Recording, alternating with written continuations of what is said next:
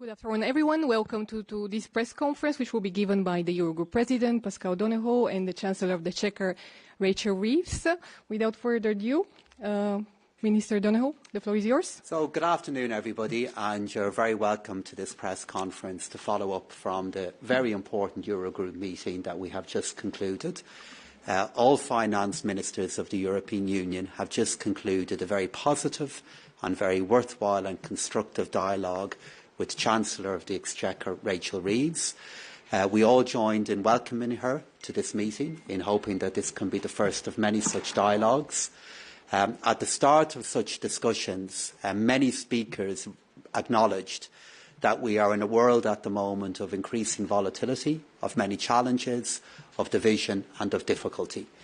And at moments like this, it is very important to refocus in on those relationships that have a bedrock of shared values, of shared outlook on the really important questions of our time, and also similar and shared policy priorities.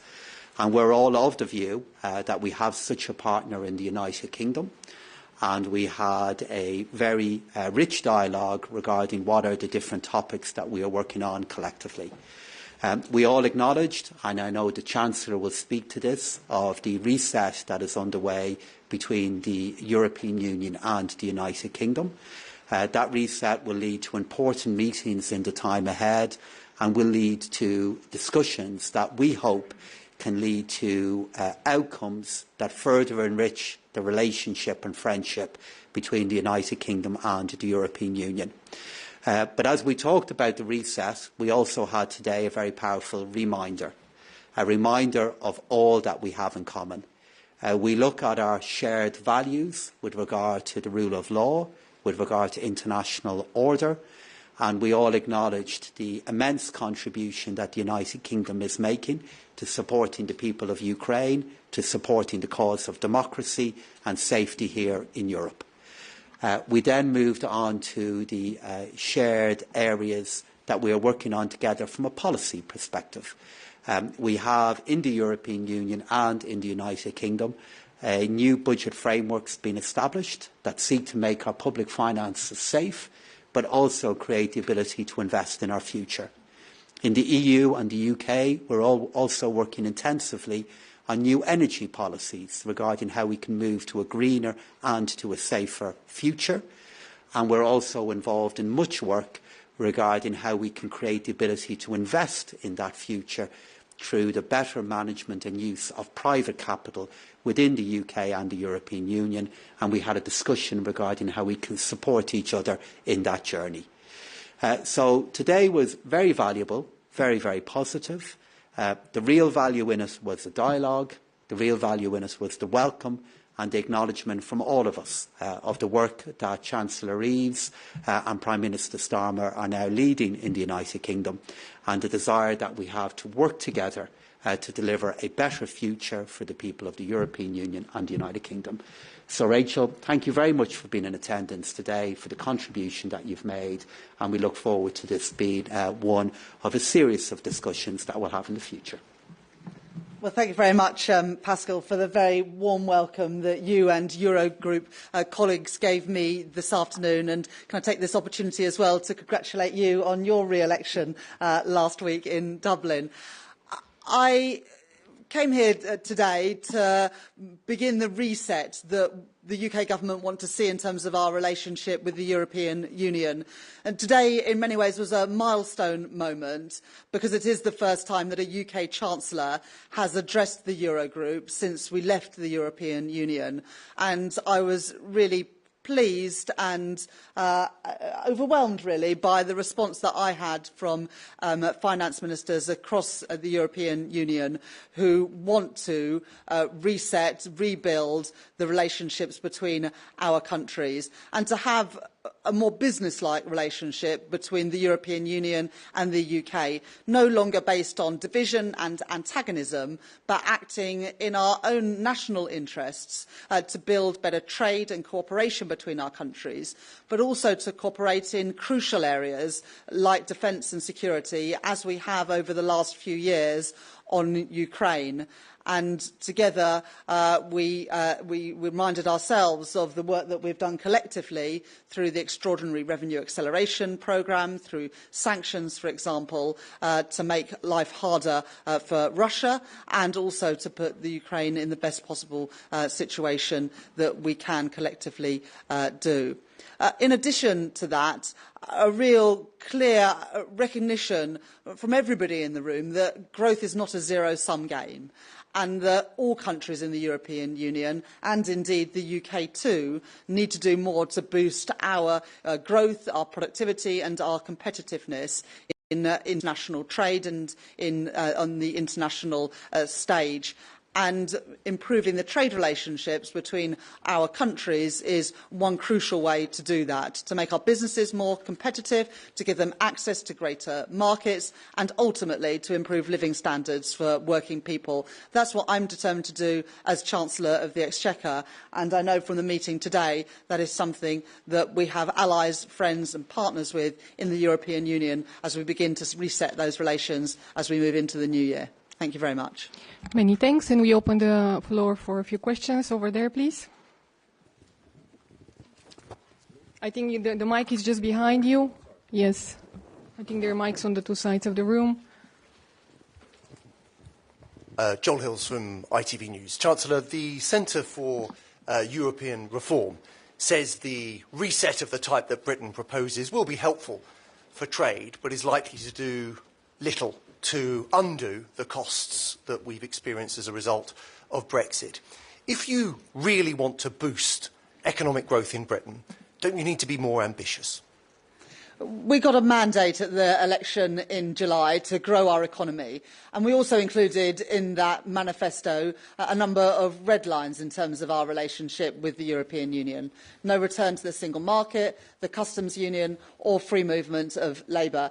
Those red lines remain, but subject to those, we want to build closer trade relationships, but also defence and security cooperation with our neighbours and trading partners in the European Union, because it is in our collective national interest to do so. I recognise that the deal that the previous government secured post-Brexit was not the best one for our country, and indeed has reduced trade flows not just from the UK to the European Union, but also from businesses based in the European Union and into the UK. And so there is a shared objective and a shared challenge to improve those trade flows, to improve those investment flows in the interests of citizens, not just in the UK, but also in countries in the European Union too.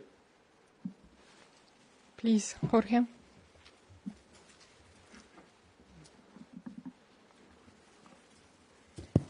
Jorge Valero with Bloomberg. Question for the Chancellor. I would like to know whether you could tell us what was your specific offer or demands to the EU ministers here, or when you met with Commissioner Serafin at the Commission building, when it comes to defence or when it comes to the internal market, when it comes to trade, and whether you will be ready to sacrifice some of the UK sovereignty for having a closer cooperation with the EU, especially taking into account the new administration that's going to take over in the US. For Eurogroup President, what was the response of the finance ministers when the Chancellor made these demands or this offer inside the room? Thank you.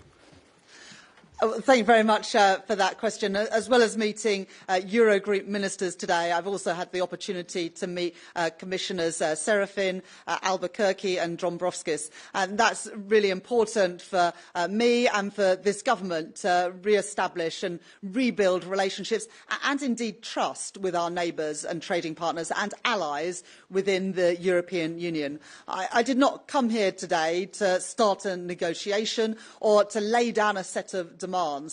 Those conversations about the reset and those negotiations will begin in the new year. But what I was aiming to do today was to begin to rebuild those bonds of trust that have been fractured in the last few years under the previous government, and to show our friends, neighbours and allies in the European Union that we want a reset of those relationships. We want to rebuild our relationship on mutual trust and shared values and shared interests. And I hope that's what I achieved in the meeting today. And in terms of the response to what the Chancellor said today, there was a very warm response for the views that were articulated by the Chancellor to finance ministers of the European Union. Today was not a negotiation. That negotiation will follow. The United Kingdom, the European Union, spent many years negotiating together to lead to an agreement which, for example, from an Irish perspective, in the implementation of the Windsor Framework Agreement is of particular and huge importance to us. So we are well familiar with what the negotiation phase can look like. But before we get into that phase, it was important for each side to come together, to set the tone and to lay out what our views are in areas in which we can continue to cooperate today on. And by any measure, the meeting today delivered against that.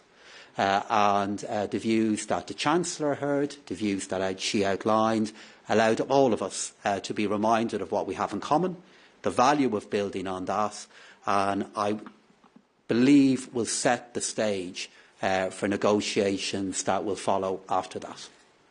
Thank you. Please.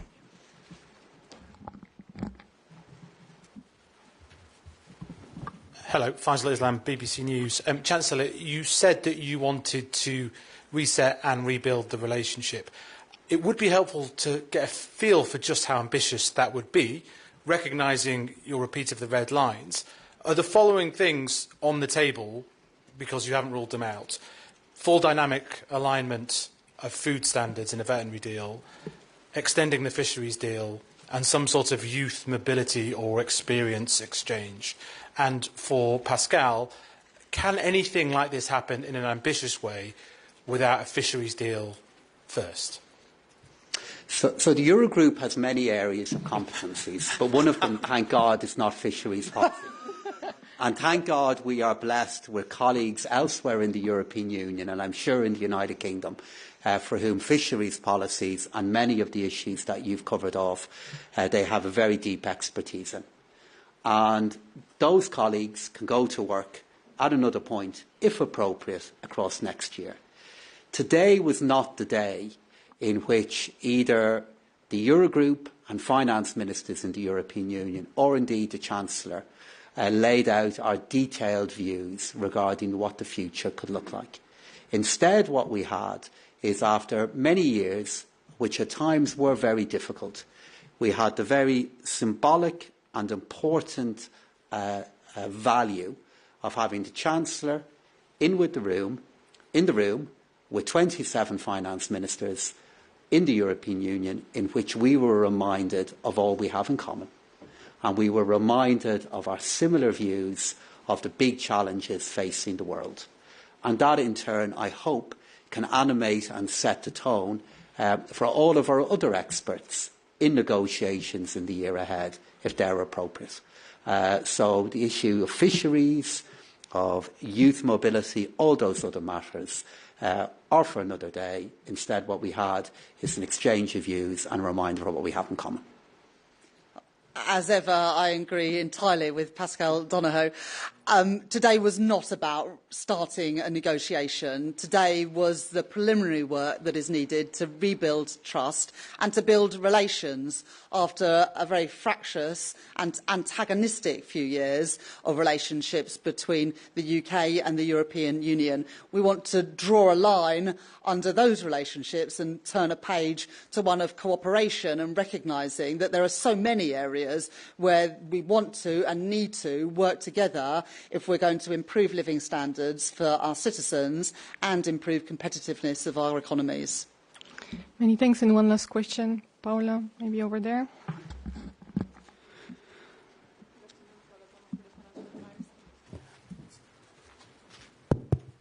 In the area of financial services, Chancellor, you have been telling at home your regulators that they should have more appetite for risk and regulate for growth, including watering down some prudential requirements and so on. Whereas today, to your colleagues here, you have said the UK has the highest regulatory standards and that it's in mutual interest to open each other's markets.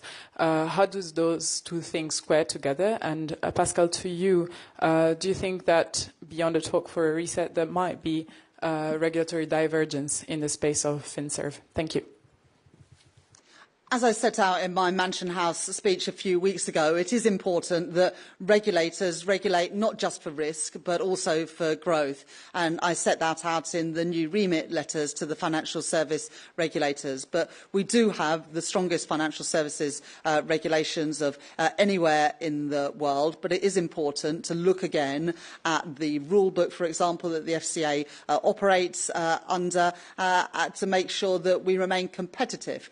And one of the things that we discussed today at the meetings was the importance of financial services in London in financing growth across the European Union. And the whole of the European Union benefits from the deep and liquid capital markets that we have in the UK that can help finance start-up, scale-up businesses, as well as the infrastructure investment that we need in energy and elsewhere. That is something that I feel was recognised across the whole of the European Union at the Finance Ministers' meeting today. And from a European Union perspective, we are very clear that the stability of our financial sector is the bedrock of macroeconomic stability, which in turn creates the environment within which economies can grow in a sustainable way.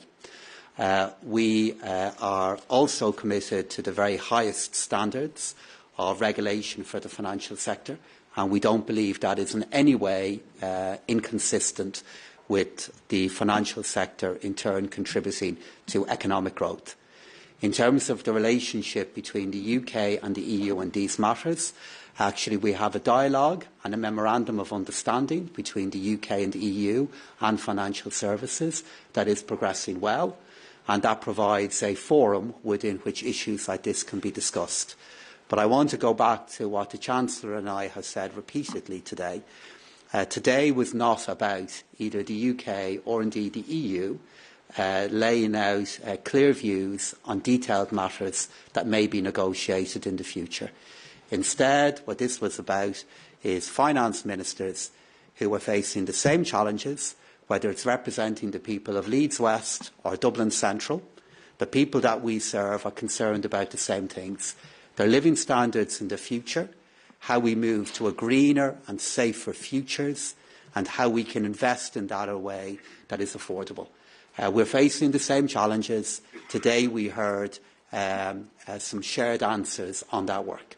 And I and my colleagues in the European Union very much look forward to building on that in the years ahead.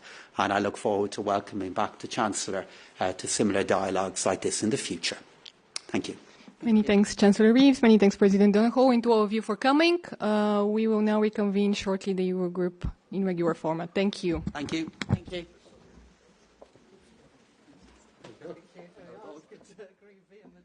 Indeed, always helps.